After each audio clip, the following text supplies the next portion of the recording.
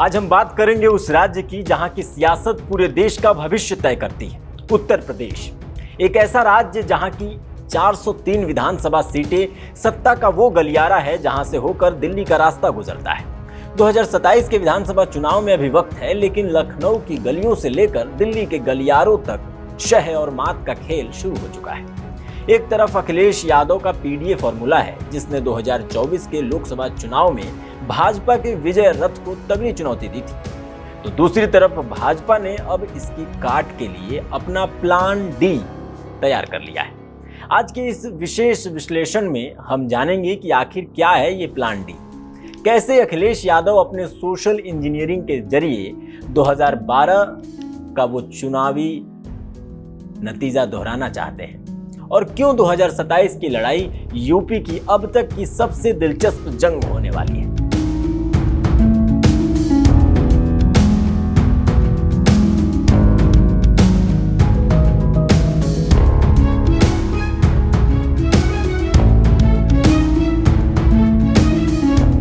UP की राजनीति को समझने के लिए हमें थोड़ा पीछे मुड़कर देखना होगा। 2017 में भाजपा ने प्रचंड बहुमत के साथ सत्ता हासिल की और 2022 में भी योगी आदित्यनाथ के नेतृत्व में दोबारा वापसी कर इतिहास रच दिया। लेकिन 2024 के लोकसभा चुनाव ने उत्तर प्रदेश की सियासी पिच को पूरी तरह बदल दिया।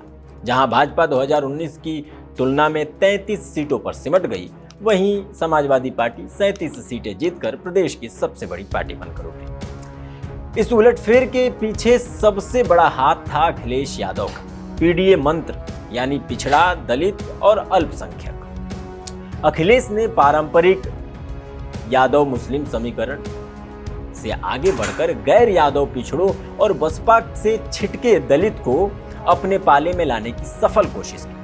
अखिलेश का आरोप है कि सरकार अब एसआईआर करने के बाद वोटर लिस्ट में शुद्धिकरण के नाम पर फॉर्म 7 भरकर इन्हीं पीडीए मतदाताओं के नाम लिस्ट से कटवा रही है, ताकि 2027 की राह आसान की जा सके। अखिलेश के इस पीडीए चक्रव्यूह को तोड़ने के लिए भाजपा ने जब अपनी सबसे बड़ी रणनीतिक प्लान डी यानी दलित पॉलिटिक्स पर दाव लगाया है। भाजपा को पता है कि सत्ता की सीढ़ी चढ़ने के लिए दलित वोट बैंक सबसे अहम है। भाजपा का ये प्लान डी काफी विस्तृत है।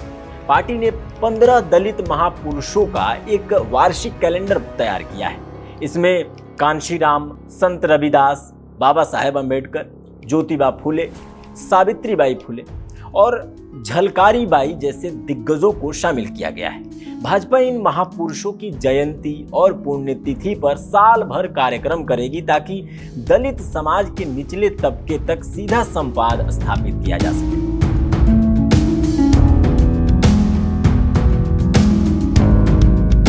दिलचस्प बात यह है कि भाजपा अब मायावती पर सीधे हमले करने से बच रही है, ताकि बसपा समर्थकों में गलत संदेश न जाए और उन्हें धीरे धीरे अपने साथ जोड़ा जा सके। अगर हम जमीन पर इस जातिगत समीकरण को समझना चाहें तो इटावा की भरथना सीट एक बेहतरीन उदाहरण है। ये एक सुरक्षित सीट है जहां दलित मतदाताओं की संख्या करीब 70,000 है। स्थानीय पत्रकारों और आंकड़ों के विश्लेषण से पता चलता है कि यहाँ चुनाव ब्राह्मण और दलित फैक्टर पर निर्भर करता है। अगर भाजपा सवर्णों के साथ साथ दलितों का एक बड़ा हिस्सा जोड़ने में सफल रहती है तो वो सपा के इस गढ़ में सेंध लगा सकती है।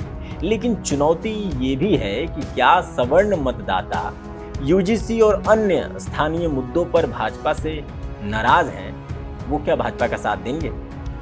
वहीं सपा की उम्मीदें इस बात पर टिकी हैं कि क्या दलित मतदाता वाकई बसपा का साथ छोड़कर पूरी तरह पीडीए के साथ एकजुट होंगे? ये भी एक बहुत बड़ा सवाल है।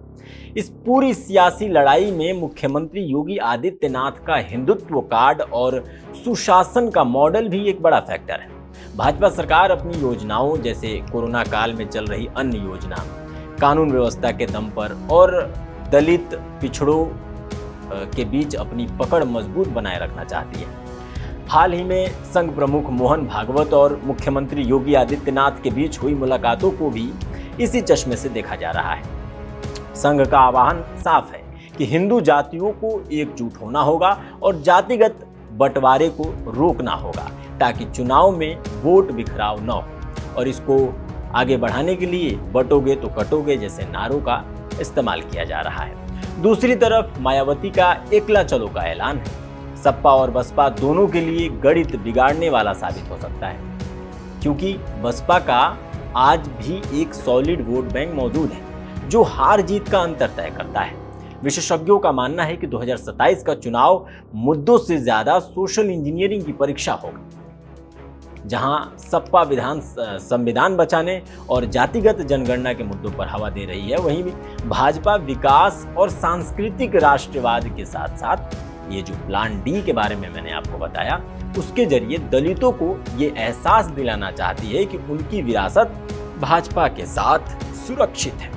वर्तमान जनमत को देखें तो मतदाता मौन है, लेकिन वो महंगाई, रोजगार और प्रशासन के पैमानों पर हर पार्टी को तौल रहा है। क्या अखिलेश का पीडीए भाजपा के हिंदुत्व और दलित आउटरीच को पछाड़ पाएगा, या भाजपा का प्लान डी सपा के विजय रथ को रोक देगा?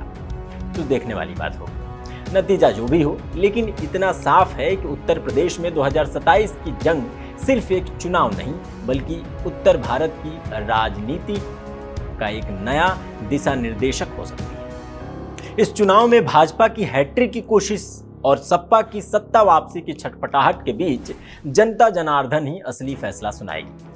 आने वाले समय में जैसे जैसे चुनाव नजदीक आएंगे, ये गठबंधन और रणनीतियां और भी स्पष्ट होंगी। फिलहाल के लिए यूपी की सियासत बिसात पर मोहरे बिछाए जा चुके हैं और अब इंतजार है उस अंतिम चाल का जो लखनऊ का ताज तय करेगी। देखते रहिए हमारी ये विशेष कवरेज। हम आपको यूपी चुनाव के हर छोटे बड़े अपडेट से रूबरू कराते रहेंगे। देखते रहिए भारत अपडेट। मिलते हैं आपसे अगले किसी विश्लेषण पर। नमस्कार।